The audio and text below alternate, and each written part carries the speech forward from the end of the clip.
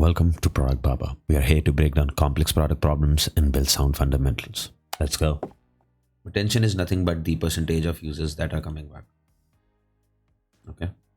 Now, it's not as simple as saying just the amount of just the percentage of users coming back, because you need these users to do something. You don't want these users to just log in.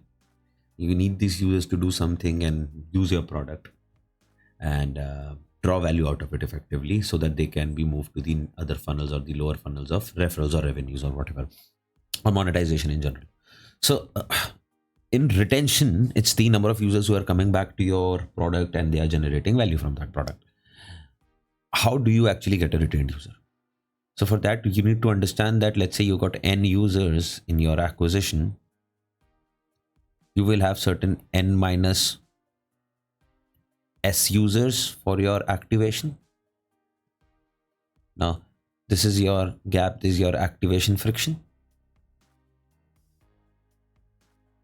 right? Okay. So your goal is anyways to reduce the drop from here to here, or reduce the delta S is always should be going down. More and more acquired users should be converting to your activation user or activated user. And what is activation truly is just a core loop of actions. So your user takes these certain actions to derive a value out of your product. Now they have to take these steps to get these values. That is just the activation function here, is that they are able to take this step. Now, who is a retained user? A retained user is an activated user that is coming back. Again, remember, it's an activated user. It's not just an acquired user. It's an activated user which is coming back. Now, this user could come back because of two reasons. One, you are incentivizing them. And this I'm saying outright incentivizing them. Notification, pop-ups, deals, discounts. And the other is through their own volition or through their own choice, which is they are now hooked. And this is the holy grail where everybody wants to be. Fair. How do you hook a user?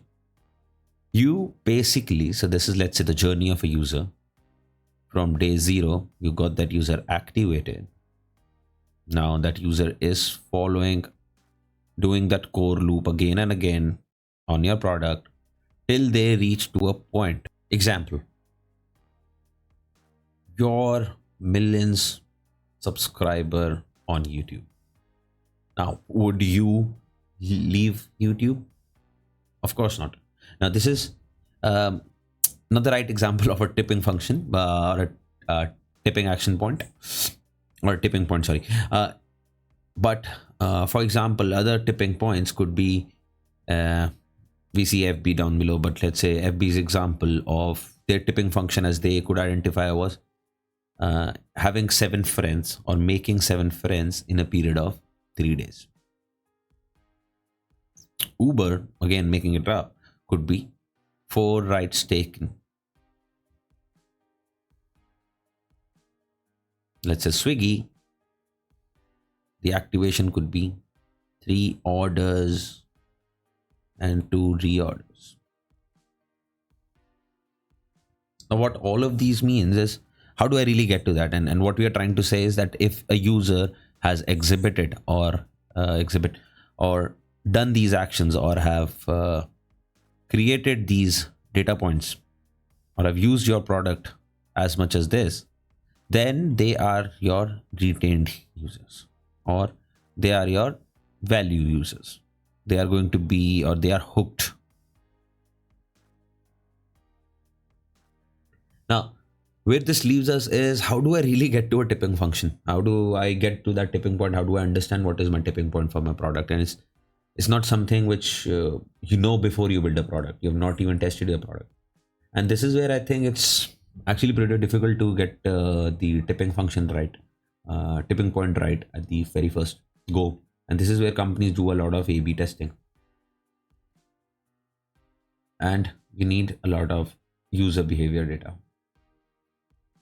So what you really need to do is dissect your user behavior data, create user segmentations, and identify your retained, or I should say frequent, or your infrequent users.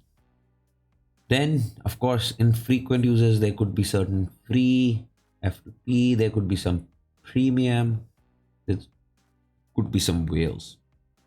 Whales are big deals, your premium accounts, your free accounts. Uh, Based on this understanding, when you start looking at all of these segments and you start understanding what is common in these segments, you start to find that LCM, that lowest common multiple, what makes them fundamentally different from the infrequent users. And in, let's say, in FB's case, these users all had more than, or all were able to make more than 7 friends in 3 days. Or all of these users were able to book or have 4 rides in 2 weeks. Or all of these users were ordering more than 4 orders per week, or have done more orders. So yeah, this is how you actually arrive at your tipping point. And once you know that tipping point, what you're trying to do is, let's say this is your tipping point. When you're moving towards your tipping point, what you want to do is enable users or help users to get to that tipping point. This is your aid to retention. So remember, when we were saying retentions are 2 types, a retained user is of 2 types. There was one, they're coming back because you are incentivizing them, and they're coming back because they are hooked. So now this also becomes your incentivizing mechanic. You want to turn them from incentivizing to hook. And for that, if you know your tipping point, you can actually create a plan to reach that tipping point. For example, if Facebook had known that all you need is 7 friends, they will have a step 1 to step 7 of making your 7 friends. But the funny part is,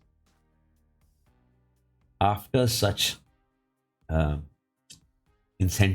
tutorials or actions, there is a very high likelihood that the user actually, the tipping point for that user moves. So it's also careful that this number is something which can dramatically change based on the value of your product and how it's evolving. But more or less, this is all about retention. Keep your users happy, keep your users drawing a lot of value out of your product, and they will keep on coming back, of course. Thank you.